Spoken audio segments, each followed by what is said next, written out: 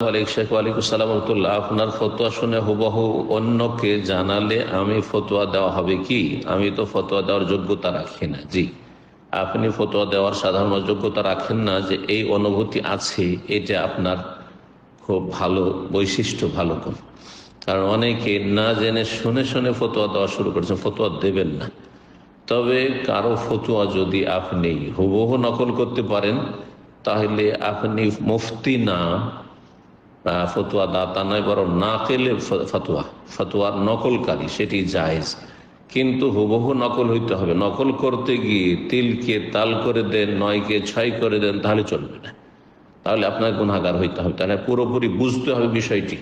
আর না হলে সবচেয়ে বেশি নিরাপদ হচ্ছে যে যার ফতোয়া নকল করছেন, আমার হোক অন্যের হোক, তার কথাটি, তার লিখিত যদি থাকে সেটা লিখিত, তার যদি আলোচনা থাকে সে আলোচনা হুবহু সেটা আপনি মানুষের কাছে পৌঁছে দেবেন।